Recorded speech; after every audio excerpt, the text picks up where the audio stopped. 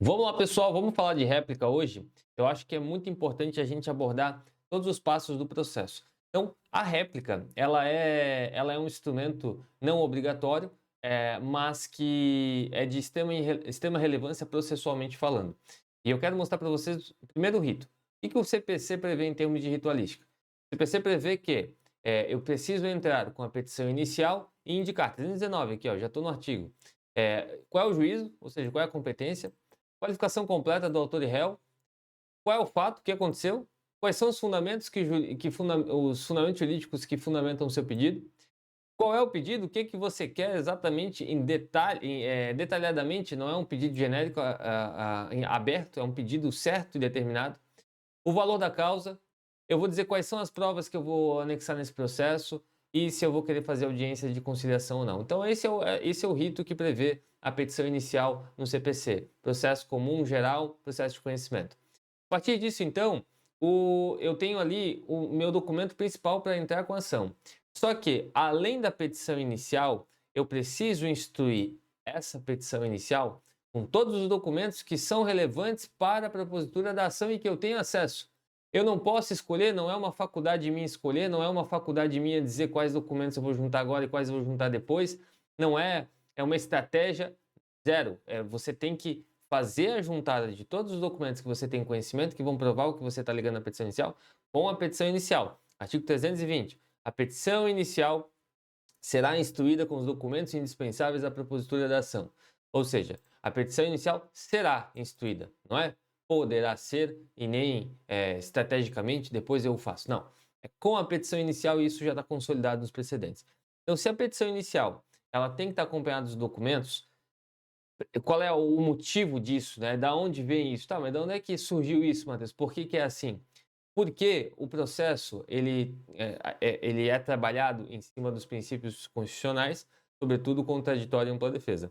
Então eu preciso ter acesso a todas as informações para que eu possa me defender. Então o réu, depois na sequência, aí o CPC prevê aqui o rito, ele vai te dar um prazo para apresentar a contestação. Então o réu ele vai ter o prazo para sua defesa, 15 dias. Na contestação, ele tem o mesmo dever legal e moral de apresentar todos os documentos e todas as informações que ele tem relacionada àquele fato narrado.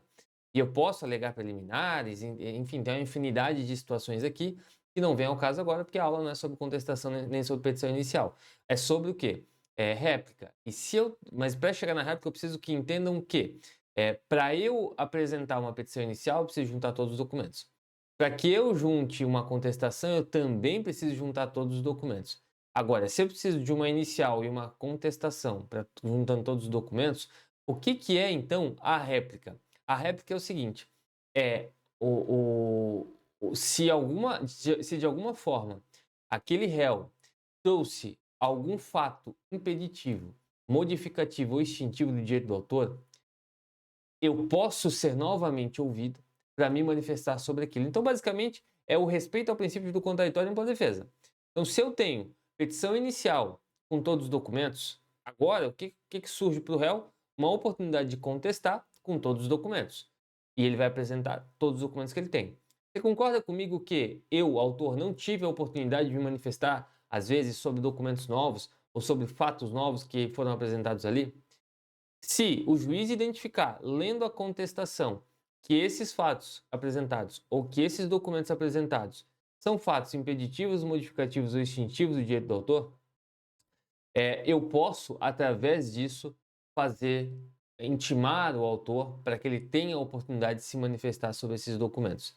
Da mesma forma, se o réu alegar algum dos impeditivos do 337, que é aqueles impeditivos preliminares lá, ó, inexistência ou nulidade de citação, incompetência absoluta, incorreção do valor da causa, inépcia da petição inicial, perempção, litispendência, coisa julgada, conexão, enfim, todas essas daqui, se ele alega, então, alguma das preliminares ou algum fato impeditivo, modificativo ou extintivo, baseado nisso, o juiz intima para a réplica. Bom, isso deveria ser a regra, né? Isso deveria ser, de fato, como o CPC prevê.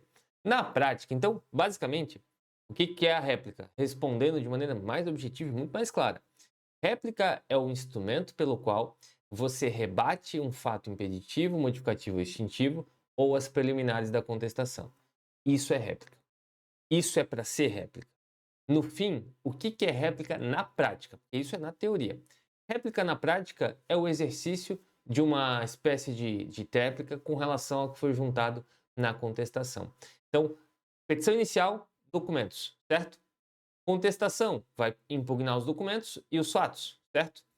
Réplica, na prática, você perceber no seu cotidiano, você vai ver que nenhum processo passa sem réplica. Nenhum. Sempre vai ter. Não é só nos casos de fato impeditivo, modificativo ou extintivo, e não é só nos casos em que tem preliminares.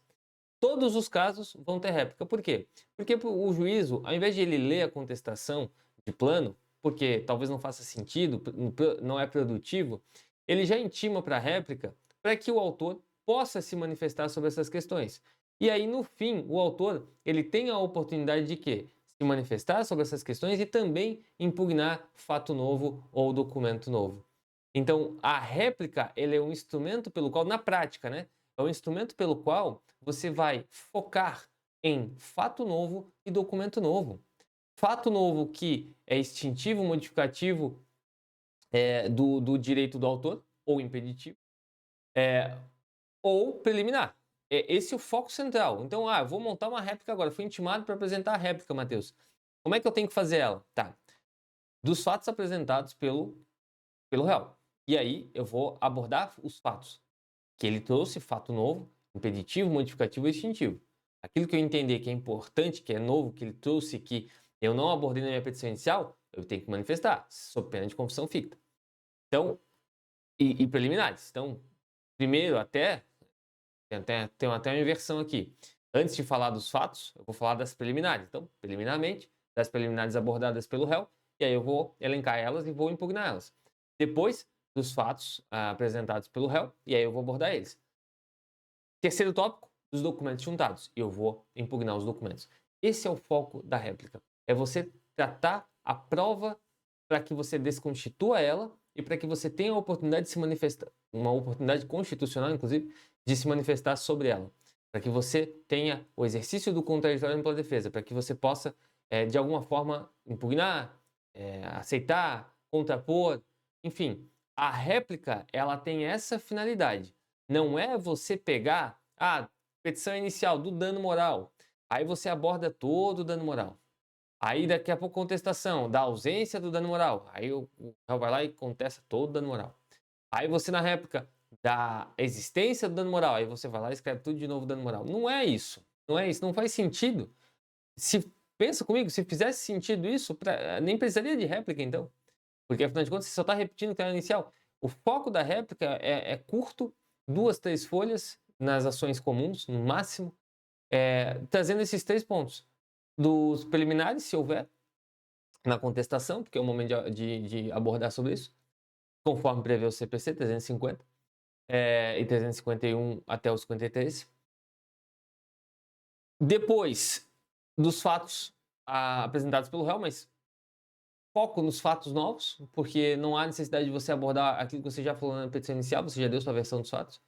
E documentos juntados. Documentos juntados que devem ser impugnados. Os documentos devem ser impugnados. Os documentos têm que ser impugnados sob pena de eles serem aceitos. Então é o momento de você, por exemplo, uma conversa de WhatsApp, que você quer discutir que tem que ser ata notarial. Você tem que impugnar nesse momento, que não foi lavrada a ata notarial, etc. Você tem que fazer uma impugnação específica. Lembrando, você não é defensoria pública e nem advogado dativo. Ao menos não no exemplo que eu estou narrando. Então você tem a premissa de fazer uma impugnação específica sobre todos os documentos juntados. Tá? Então, quando eu penso em réplica, eu tenho que pensar nessas questões.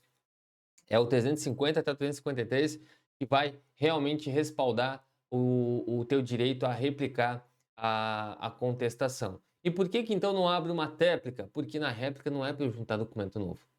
A réplica é para eu impugnar os documentos apresentados pelo réu. Ponto. São estritamente o que dispõe o 350 e 353. Embora você seja intimado sempre para réplica, ela só vai ser lida pelo estagiário, ou pelo assessor, ou pelo magistrado, se houver esse carinho, essa atenção. Essa réplica, ela está adstrita de fato novo, modificativo, impeditivo ou extintivo do direito do autor?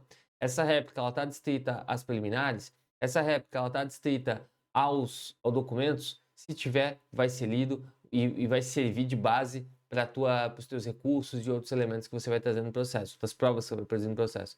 Agora, se for aquela réplica genérica que você só replica o que está na inicial, pouco importa, não vai ser lida, vai ser maçante, por isso que eu falo, a petição inicial para ser completa, ela tem que ter algo em torno de 10 folhas, algo em torno de. Melhor se tiver 5, né? Porque quanto menos, menos é mais, aqui hoje em dia. Mas se é uma ação mais complexa, não pode passar de 10.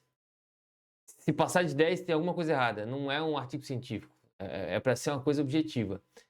5, perfeito. 3 a 5, perfeito. 5 a 10, está extensa, mas está aceitável, tá bom. 10 a 20, pode seguir, mas tem alguma coisa errada. Não está faltando objetividade no que você está pedindo. A não ser que seja uma questão complexa, tributária, uma questão envolvendo questões novas, assuntos que precisam de uma doutrina robusta, aí de fato é um trabalho mais científico mesmo, por isso é admitido fazer petições mais longas.